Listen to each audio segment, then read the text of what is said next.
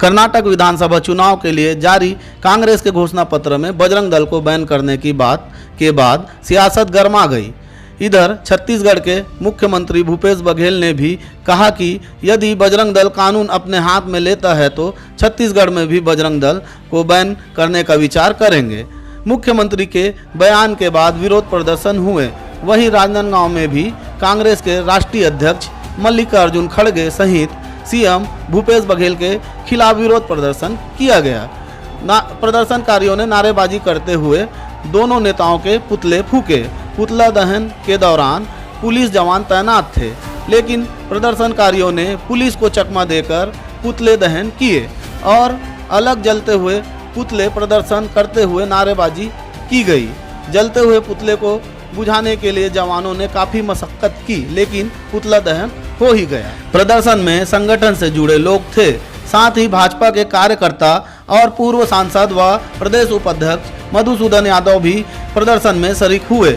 बजरंग दल के विभाग मंत्री अरुण गुप्ता ने कहा, कर्नाटक राज्य में हो रहे विधानसभा चुनाव में कांग्रेस पार्टी द्वारा अपने घोषणा पत्र में बजरंग दल को बैन करने की बात पर कहा कि आज तक किसी भी धर्म और राष्ट्र विरोधी गतिविधियों में बजरंग दल का नाम नहीं आया है। जब भी हिंदू सनातन धर्म पर कोई आँच आती है तो अपनी जान की परवाह किए बिना अपने धर्म, संस्कृति और राष्ट्र के हित में बजरंग दल तत्पर और तैयार रहता है।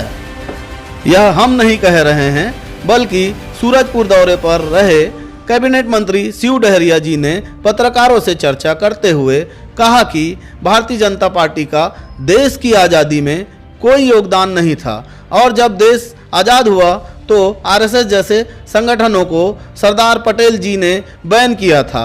आज बहुत सारे संगठन हैं जो उपद्रवी संगठन के साथ मिलकर काम करते हैं। अगर इस तरह की कोई भी बातें आती है तो बजरंग दल ही क्या, ऐसे सभी संगठनों को बैन कर दिया जाएगा और इन सभी पर कार्रवाई की जाएगी। आइए हम सारे बयानों को सुनते हैं। आज इस आंदोलन में मैं भी शामिल हुआ और पूरे देश में बजरंग दल का एक बड़ा संगठन है जो पूरे देश के अंदर धार्मिक और सामाजिक समरसता का भाव के साथ काम करता है। एक राष्ट्रवादी संगठन है। बजरंग दल को प्रतिबंधित करने की बात कांग्रेस पार्टी ने कर्नाटक में कही है। वहाँ की परिस्थितियाँ क्या है ये कांग्रेस जाने, लेकिन मैं ये कह सकता हूँ कि बजरंग दल के लोगों के द्वारा छत्तीसगढ़ में कभी भी इस तरीके की कोई ऐसी कोई परिस्थितियाँ निर्मित नहीं की गई जिसकी वजह से बजरंग दल पर प्रतिबंध की बात कही जाए। बात कहना मतलब केवल निंदनीय नहीं बल्कि ये एक पाप है। बजरंग दल एक राष्ट्रवादी संगठन है जो धार्मिक और सांस्कृतिक और सामाजिक सद्भाव को बनाए रखने में हमेशा अपना अहम योगदान करती है। इसके साथ साथ प्राकृतिक आपदाओं में भी बजरंग दल अपना विशेष योगदान करता है। लोगों के बीच में जाकर के सेवा करती है। ये एक सेवाभावी संस्था है। ऐसी संस्था को प्रतिबंधित करने की बात सोचना भी गलत है। इसलिए आज यहाँ पर पुतला दहन का काम किया गया और यदि प्रदेश सरकार, भूपेश की सरकार इनको प्रतिबंधित करने की चेष्टा करेगी तो आज तो हमने पुतला दहन किया, आगे ईंट से ईंट बजा देंगे। इसके राष्ट्रीय अध्यक्ष मल्लिकार्जुन खड़गे ने बजरंग दल पीएफआई पर प्रतिबंध लगाने की बात कही। घोषित रूप से पीएफआई आतंकवादी संगठन है। आतंकवादी फंडिंग करना, दिल्ली में जो हिंसक गतिविधि दंगा हुआ उसमें पीएफआई का हाथ है। पीएफआई का केरल में स्वयं की आर्मी है जो संविधान को हटा के इस देश में शरिया कानून लागू करने के लिए काम कर रही है। ऐसे संगठन का बजरंग दल तुलना करें। बजरंग दल हिंदू समाज के हित में काम करने वाला धार्मिक सामाजिक संगठन है। भगवान राम को अपना आराध्य मानने वाला संगठन है। बजरंग बली की जयकारा, भारत माता की जयकारा करने वाला संगठन है।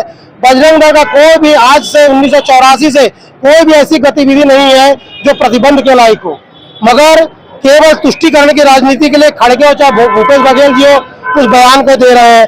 कोई भी ऐसा असामाजिक गतिविधि आज तक बजरंग दल ने की जो देश और धर्म और संस्कृति के खिलाफ हो। भारतीय जनता पार्टी का देश की आज़ादी में कोई योगदान नहीं था। आप लोग सब जानते हैं देश के आज़ादी के समय इन लोगों ने कहीं कोई काम नहीं किया और जब देश आज़ाद हुआ उसके बाद आरएसएस जैसे संगठन को सरदार पटेल जी ने बैन किया था आज बहुत सारे संगठन हैं जो उपद्रवी तत्वों के साथ मिलकर काम करते हैं, और इस तरह कोई बातें आएंगी तो उस पर आगे कार्रवाई भी होगी। अगर इस तरह के मामले आते हैं, वो कोई भी संगठन हो, चाहे बजरंग दल हो या अन्य संगठन जो इस तरह के गलत तत्वों से मिलकर काम करते हैं, उन पर सब पर कार्रवाई होगी।